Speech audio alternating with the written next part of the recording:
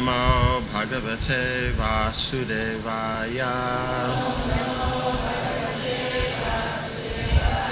Om Namo Bhagavate Vasudevaya.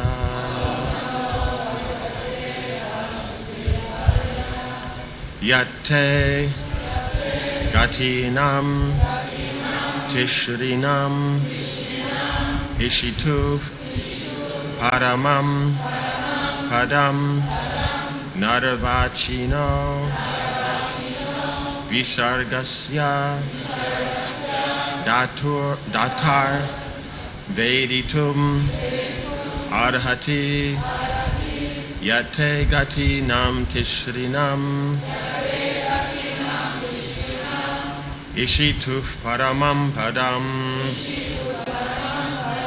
Naravachino Visargasya Dhatar Veditum Arhati Yate Gatinam Tisrinam Ishituf Paramam Padam Naravachino Visargasya Dhatar Veditum Arhati.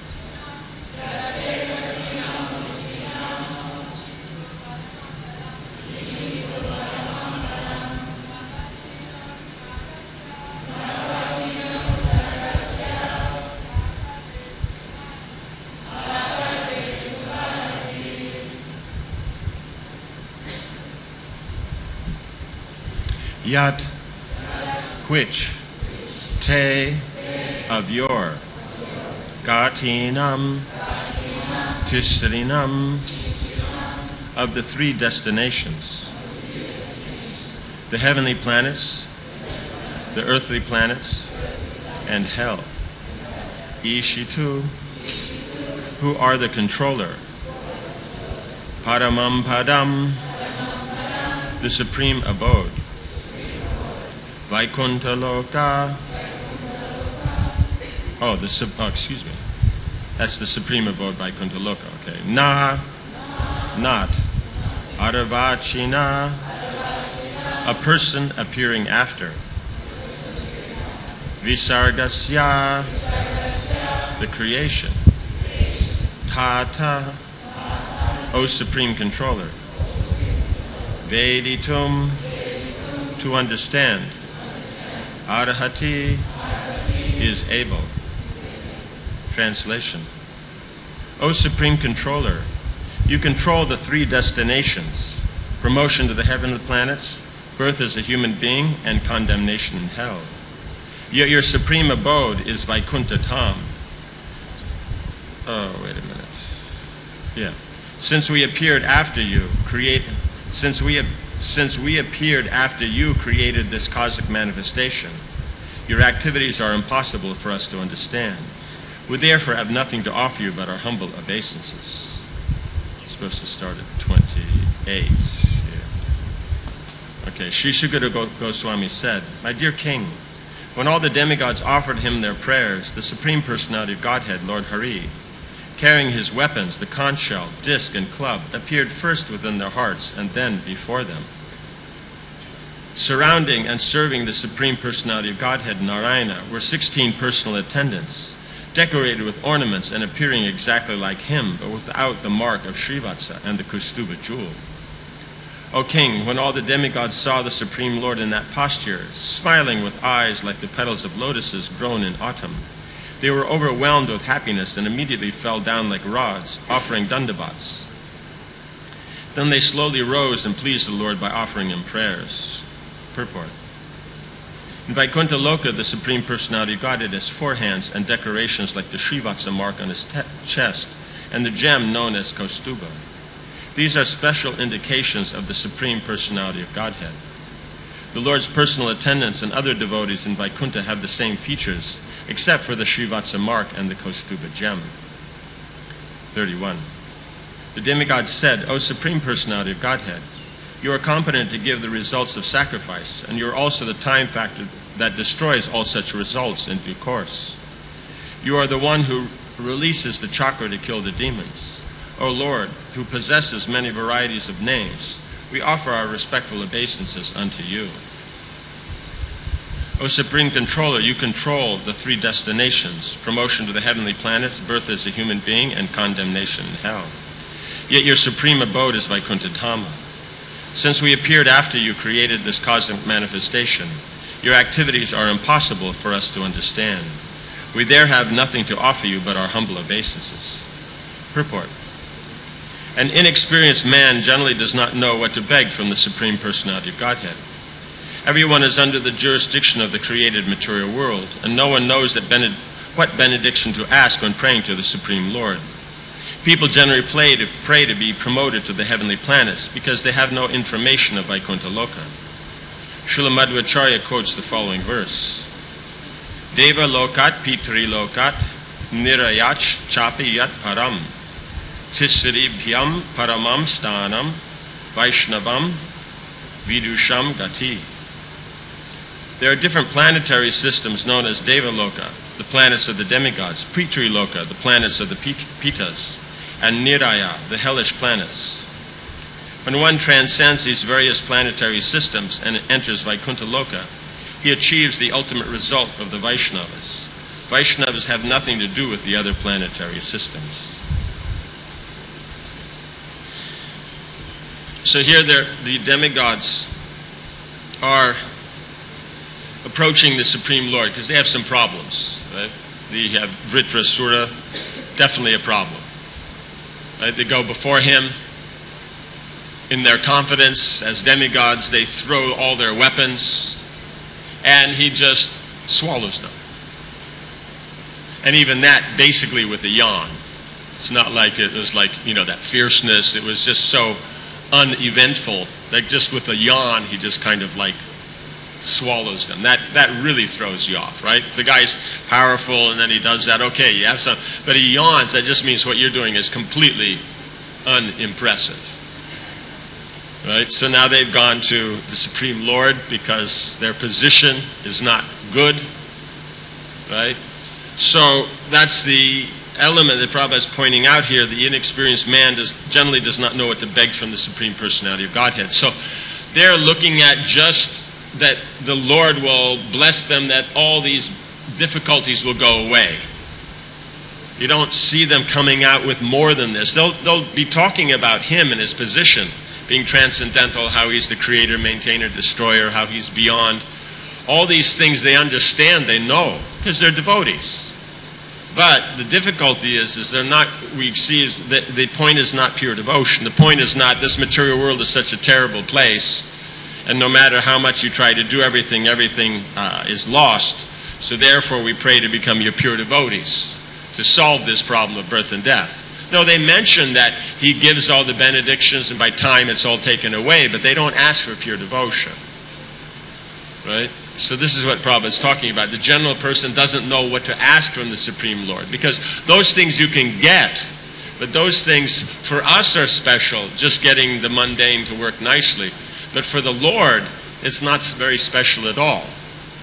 because it's using very minor amount of his potency. Right? But to get devotion, now that's a connection with him personally. That's a relationship with the Lord personally. That's special. So that's what you should ask. Like Prabhupada gives the example. You go to a billionaire, you don't ask him for 10 rupees. Right? You could ask anybody for 10 rupees. So that's the whole idea, is that you know what it is the person is able to respond with or reciprocate with and deal on that platform. Otherwise, what's the specialness of the relationship? Right? So we see here is that the symptoms of this is that means they're doing their duties. They, as the demigods, they're going out and trying to maintain the balance in the universe. So when the demigods attack, the demons attack, naturally they're going to go out and respond. So that's normal. But we see that there's no conception at that point of remembering the Lord. It's not like, oh, they're attacking, so by the Lord's grace and we'll be able to do all this stuff. Right? No, it's a matter of we'll go out, we have our prowess, we have our abilities, and they're doing it on behalf of the Lord, but that becomes the secondary aspect. You understand? The primary is not devotion. It's that they are devotees, so this is taken for granted. But their focus is just doing their duties nicely because they appreciate those positions. Right? Somebody becomes a demigod because they actually appreciate those positions. You don't become a demigod because you don't appreciate. You have the ability to control. You like doing that. You like the position. You like the authority. And you're willing to do it properly for the Lord.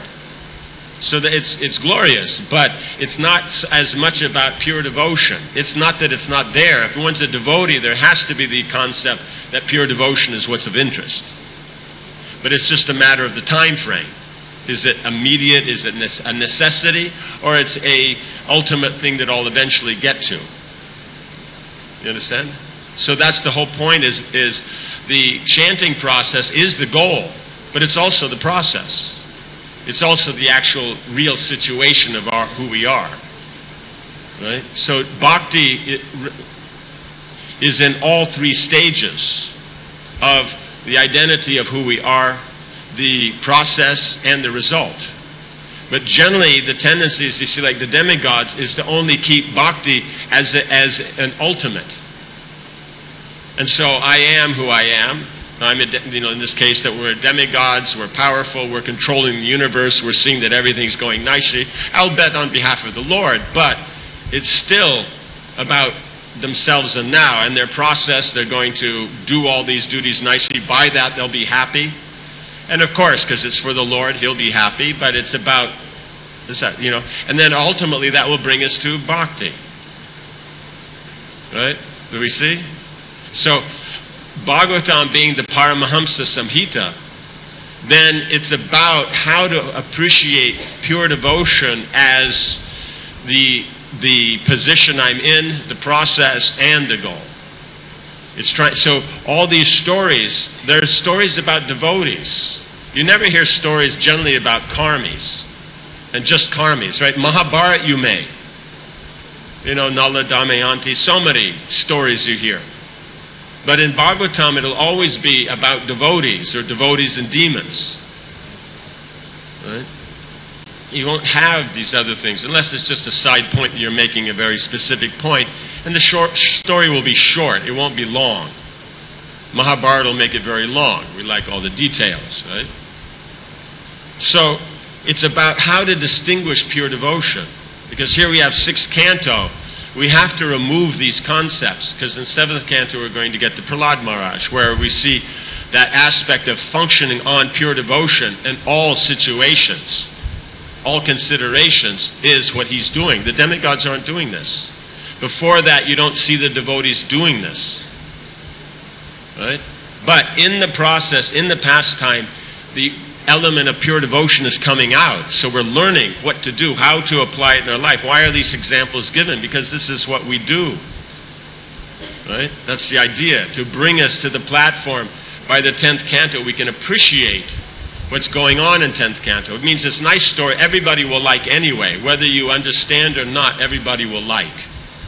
Right? Because there's nothing more wonderful than Krishna's stories, but to appreciate the devotion, the bhakti, everything that's there, that's then what the first 9 cantos are doing, is removing any doubts, any kind of misconceptions, any kind of mentalities or moods that we may have that are within devotion but aren't necessarily the ideal.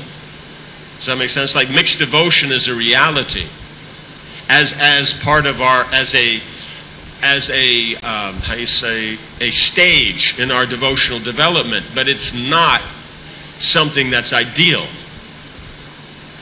Does that make sense? It's not ideal. So the point is it's about that pure state. Just like, let's say your hands get dirty, so you wash them. So now, is washing our hands the ideal state? Or being in a pure state? You understand? So, therefore, the engaging of the elements of the material world in the Lord's service is a stage. It's not an ultimate. It's not that engaging everything in the material world in Krishna's service, that's actually the perfection. The perfection is that it's connected to Krishna. Not that it's the material world. The idea is whatever you have, whatever situation you're in, whatever you're doing, you connect it to the Lord. But that's the perfection, not that I did that with the material world. You understand? It's a subtle point, but it's very important. That's what Bhagavatam is bringing out, these fine points one after another, that things that we would take for granted and go, well, this is fine, but then it is fine at this stage. Then there's a higher stage. So that we move forward in Krishna consciousness when we are able to distinguish between these stages. Because otherwise, if I think I'm good, then we stay that way. You have to remember that the philosophy of I'm okay, you're okay, is to stay just the way you are. It's not to progress. Right? So it's not a dynamic process. It's a process that if I'm feeling, not confident, and at the same time I am critical of others, right? Which generally comes up. If I become insecure, I generally try to protect myself. So this is simply to remove that. So I'm okay, you're okay. Everything's fine. So that's just a situation. That's not a goal. That's not a process. Understand? So, therefore, this whole thing of that where everybody's okay, patting each other on the back and, well, we're all fine, that's good. But it's only good in that then now one can confidently engage in devotional service.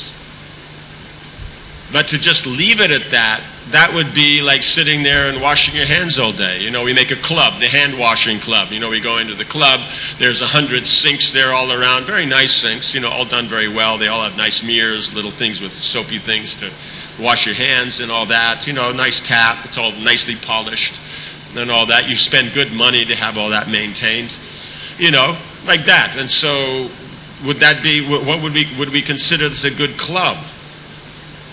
No, so therefore the purificatory process to remove the position of mixed devotional service from our heart is important. Just like to be clean, you have to wash your hands, but it's not about washing your hands. It's about being clean. So the mixed devotion, it's not about that the mixed devotion is okay. No, it's the process to get to the pure devotional platform. So we have to be able to see that. Otherwise, we'll sit back and we'll be comfortable. And the problem is we get too comfortable, then we'll end up like in this pastime here. We'll end up as demigods. Prabhupada points that out, right? If the neophyte devotee leaving the body and doesn't have that drive, they go to the heavenly planets. They take birth as demigods. Now, if they have that determination, but it hasn't become perfect, they take birth in the family of devotees. Right?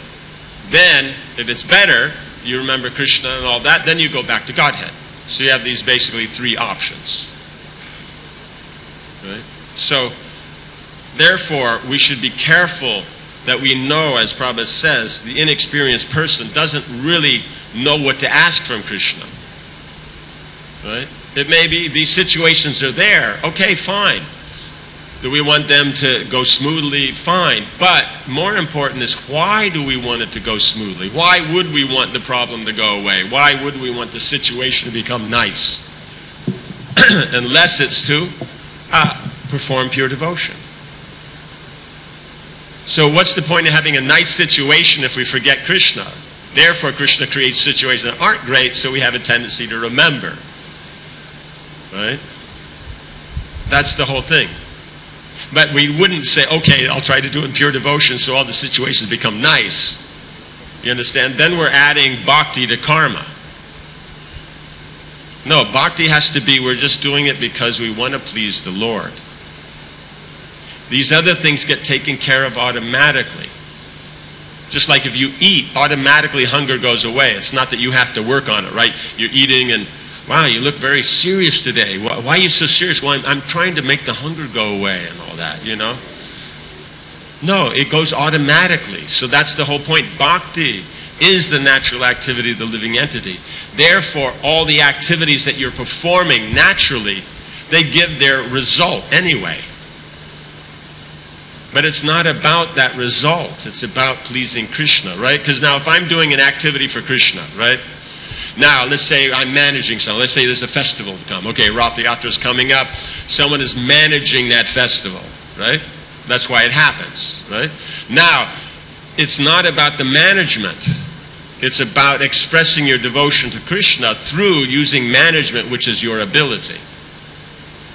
So the devotion is the primary, the management is the secondary, right? Because what's going to happen? You're going to manage the festival, and at the end of it, you'll have a nice festival. That's the result, right? But what's the real result you're looking for? Krishna's pleasure, the devotee's pleasure. Because the nice festival, it's about Krishna. So the results are already for Krishna. Haribol, Haribol, Haribol, Haribol. It's just like... So the results are already for Krishna. So do we see what's happening here? The process of pure devotion is pleasing Krishna is the real result we're looking for. That's the result we want. Now that we applied ourselves in management and the festival worked out nicely, that's the secondary. It's not the primary. The primary is Krishna's satisfaction. That's why sometimes we can manage something so nicely. I mean, we're so impressed with it, but we're not satisfied, and neither is anybody else. And we're wondering what happened. It was like perfect. Because it's not about the material perfection, it's about the devotion to Krishna. Now, if you have an ability to do things perfectly, then you should offer that perfection to Krishna. But it's not about that perfection. It's about the devotion.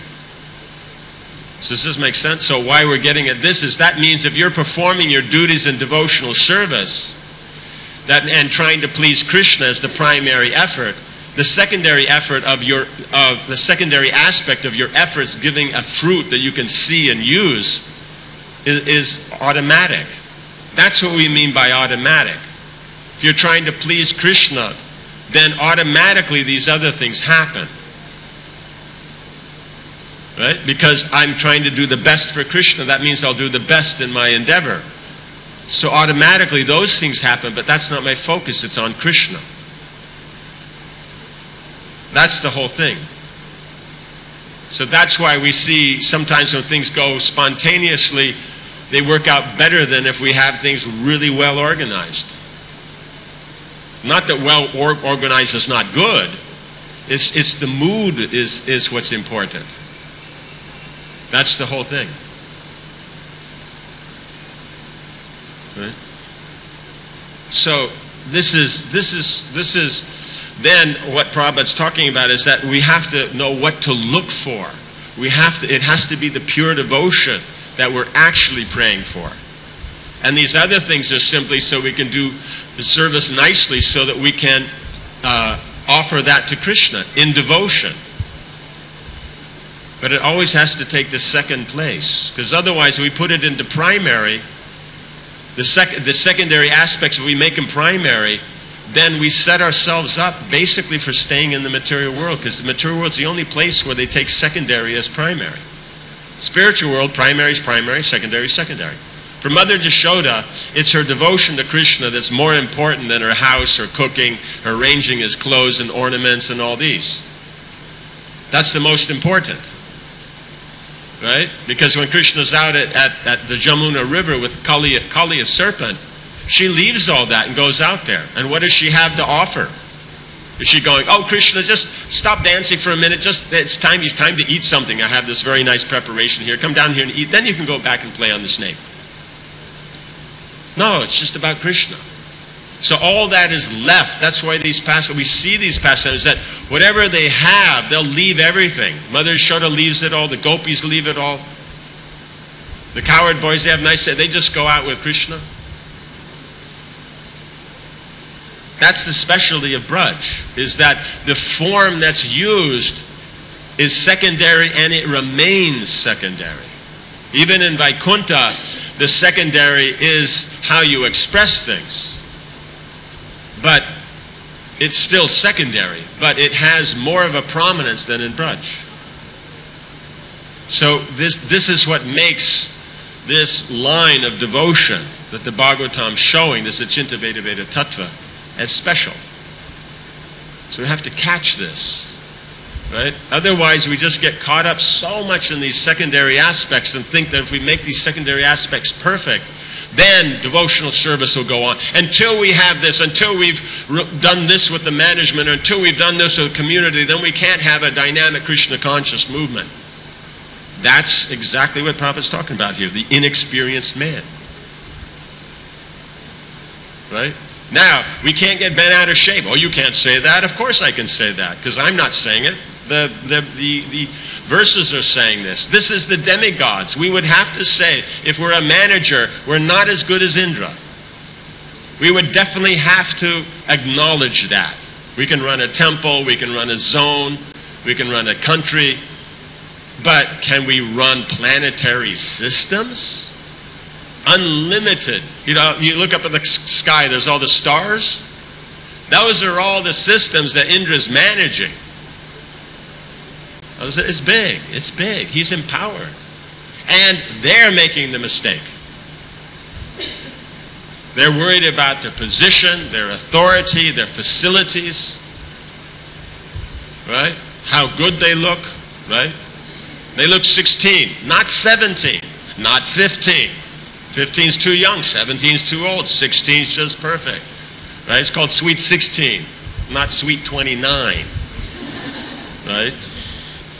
You know, like that. Don't worry, my mother just had her, what is it, 44th, 29th birthday. Like that, so still 29. Right?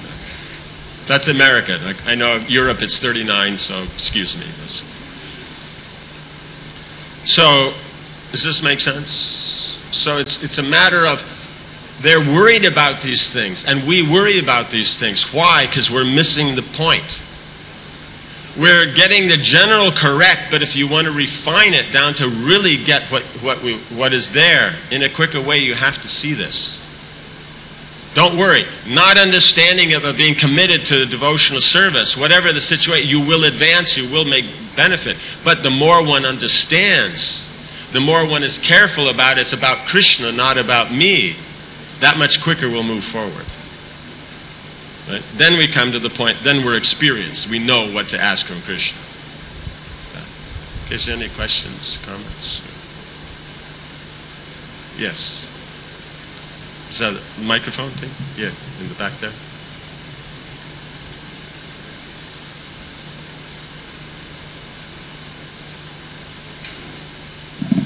I have two questions I'd like to ask. How come often in the Shastra you see secondary inducements offered to one in order to perform devotion, like Vedishu, Yagneshu, Tapashe, Chaiva? A person who accepts the path of devotional service, he gets all the results of studying the Vedas, performing austerities, And me personally, I read a verse like this and I go, wow, that's a pretty good deal. If I do devotional service, I get all these other things. Right, right. And then there's that verse that if one has unflinching devotional service unto me, then liberation stands before him. Yes. And the other goals of human life stand before him. Yes. So when I read that verse, I think, wow, great deal. If I can get unflinching devotion, then I get all these other things too as well. Yes. Yes. So there's always this thread throughout the Shastra. Yes. That if we perform devotional service, then all these second elements will be added unto us. Yes, yes. So I want to know why that is there, if the only thing that is important is the bhakti. Right. So that, as you mentioned, that threads throughout.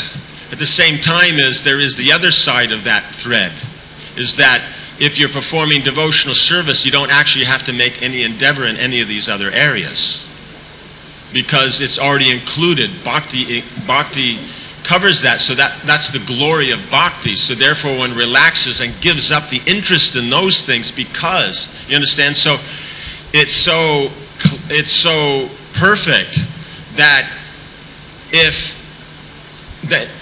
so perfect that it will inspire you from any position and will bring you to the best position. So that's what's nice about the Vedic, is that you don't have a different process. Just like the process we're being expected to follow, that's the recommended process of engage with knowledge, engaging your duties with detachment in the service of the Lord. Then we're seeing it from that mechanical point of view, but that's what they do in the spiritual world. Mother Jashoda does her duties as the wife of Nanda Baba and the mother of Krishna to take care of Krishna, her son. But she does it to please Krishna. She's not doing it for herself. So there you have that pure unalloyed devotion.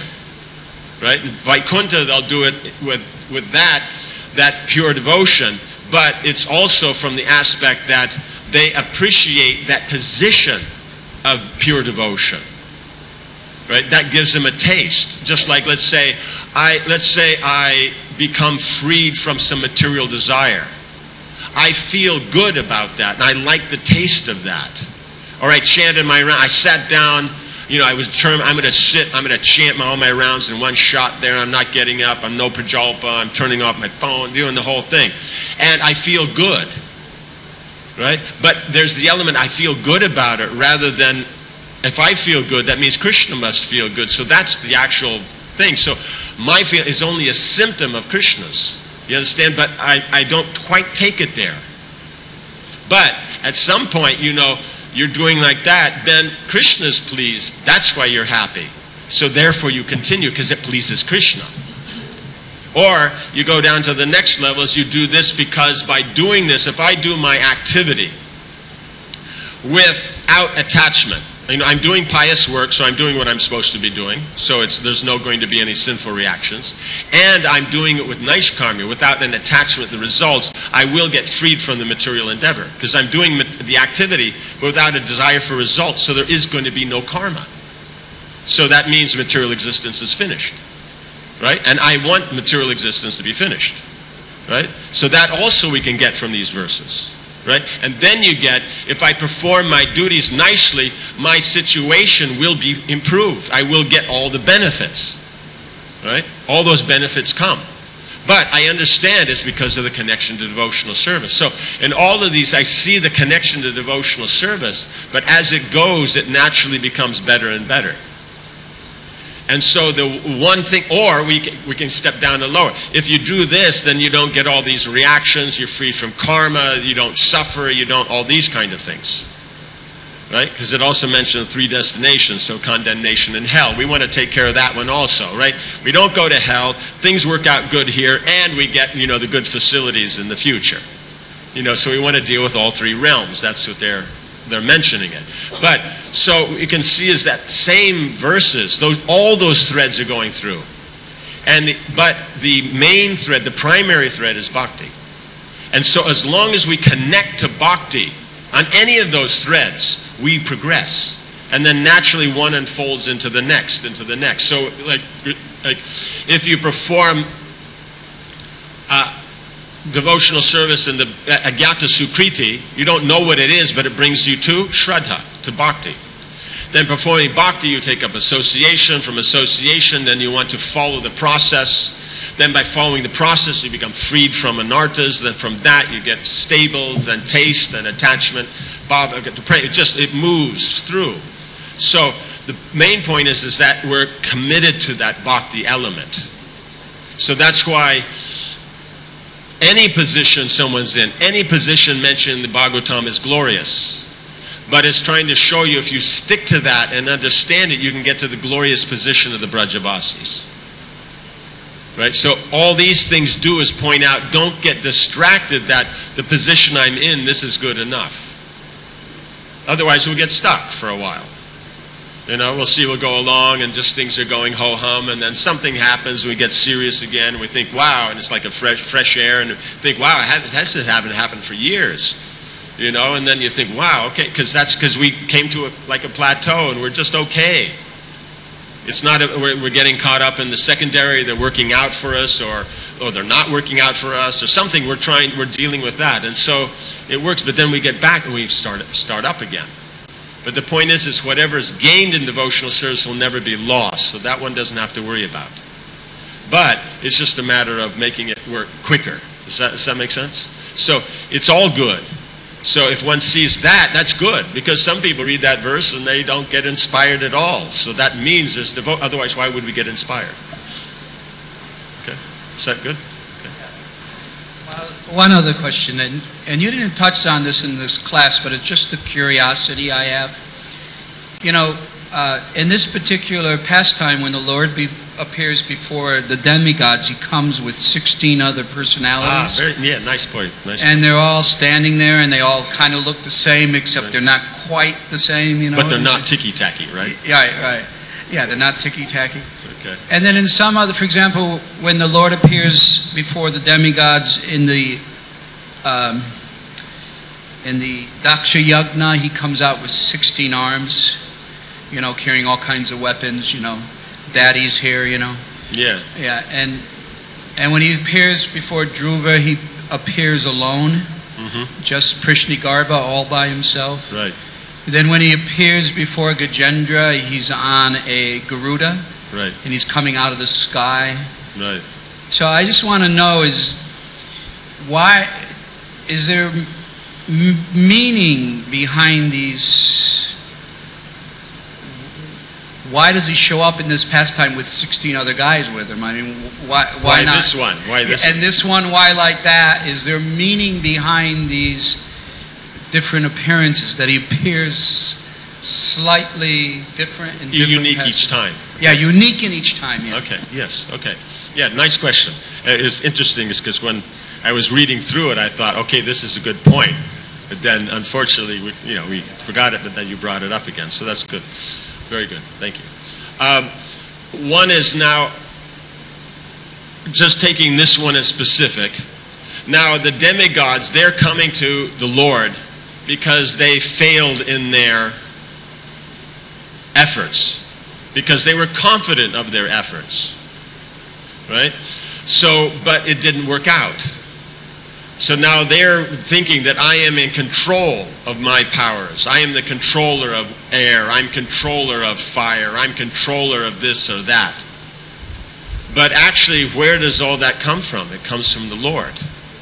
Right? Prabhupada's pointing out in the discussions of Kapila Muni that for the devotee, because seeing Krishna everywhere means you see something. In other words, I can see matter and spirit in everything.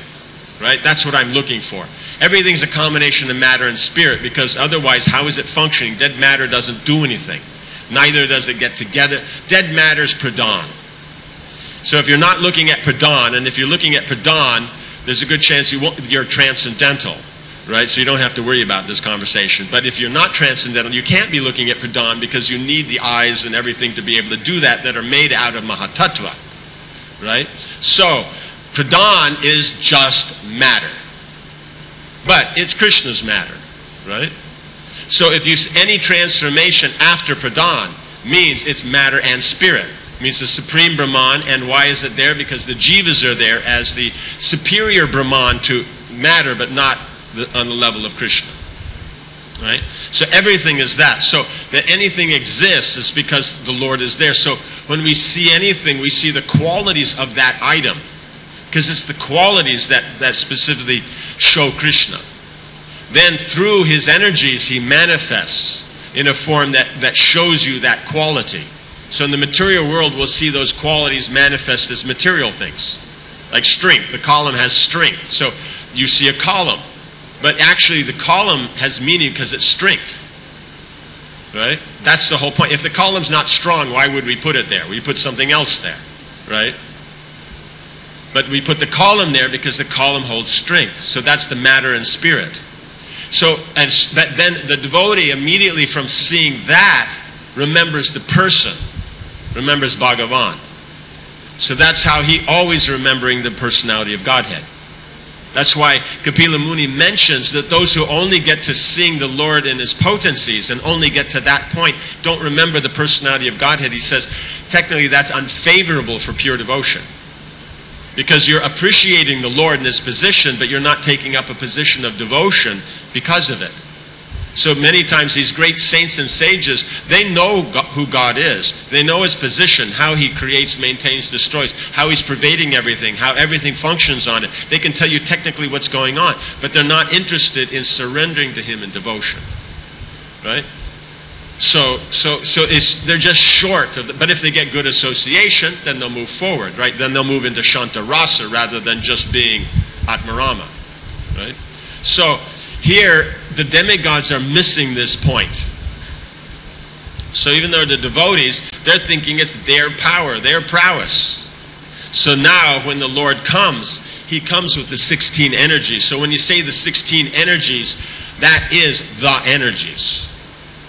Because they're in the 16 directions around him. So you have the four main, you know, which takes care of Indra and Varuna and Yama and Kuvera. Then you have then you have Agni, Agni, Vayu, Niriti, and who's on this side? It's been a while. Then you have what's in between, right? And so they're the ones, the main, and then their next expansions. The next expansion, so 16 is the main. And so with all those energies, he's being served by them. So that means all the potencies that every one of those demigods have, the original potency is serving the Lord. And they're thinking it's their energy. Right? So this is just to remind them actually how everything's working, because that was their mistake. If they had seen, I'm doing this, it's not there, they surrendered to the Lord then it may be that more of this power, more of the ability would have been there, they could defeat the demon. But it can't, because especially this demon. Other demons, it's another story. Generally, they go out, they're successful, but this demon is a pure devotee. So unless you function on the platform of pure devotion, how will you be successful? Right? So that's the whole thing, is that they're not going to be successful. Like Indra, we'll see in the process that Indra will have gotten the thunderbolt, and he'll come on the battlefield of Vritrasura, but he won't use the thunderbolt. He'll use his club, because that's what he's always used. So he's more confident of that, because this other thing means that the Lord gave him this. This is made out of Dadichi's bones, who he insulted. Right? And that it's a thunderbolt. What's his thunderbolt? He doesn't know. So he just goes in as just status quo. And then Vritrasura grabs it, whacks him around a bit. And then starts to lecture him that you are faithless. You're a devotee. You're a servant of the Lord, but you're faithless. God gave you this thunderbolt to kill me with. You're not using it. Where's your faith? Pick up the thunderbolt. Use the thunderbolt. If you're a devotee, use the thunderbolt. Why are you using this club? Right? And he is holding it with his left hand, just to insult Indra, right? Somehow Indra always gets it. People do everything with the left hand just to annoy him, right? So yes. Does this make sense? So it's about devotion. So the point is their devotion needs to be improved. They have the devotion, but in their duties they tend to forget because it's so, so many duties to do, so much facility power. In other words, they can't see the forest for the trees. So now and again they have to get a step back and see the actual forest for what it, then they, okay, like that. Daksha Yajna comes because now the demigods, they perform this, they were performing this yajna. They also get distracted by the secondary. Daksha's totally into secondary. He misses devotional part totally. Him, Brigu, Pusha, Bhaga, like that, totally. And then, so Shiva comes in because of insulting it and destroys it. So now they want protection. So he comes in with all his weapons. Right? So then you can say, okay, And he's the most respectable, so there's the chamaras, there's all the things, so, okay. Dhruva Maharaj, personal, he's just there, a kid, you don't come with this huge thing, you come just yourself personally, like that. So there's you're coming, getting rid of Gajendra, that show of a little bit more, but it's still personal because of the prayers, but at the same time, it's got that little bit extra, to take care of, because he has been wrestling with the crocodile for 1,000 years. Right, so you went a little bit more. It wasn't that, just something happened and then, in the moment he came, then it could be something smaller, but, So it's always in reciprocation with the mood of the devotee. What will satisfy the devotee and what matches perfectly the pastime. So then the Lord will come like that. Is that okay? Yeah. So much. Okay. That's okay. Nice. Okay, very good. Thank you. No, time's up. So we'll end too. No, it was good. You were the only one to ask questions anyway. Grantaraj Srimad Bhagavatam ki, Srila Prabhupada ki, Samaveta Bhaktivinoda ki, Jainata Gaura Premanandi.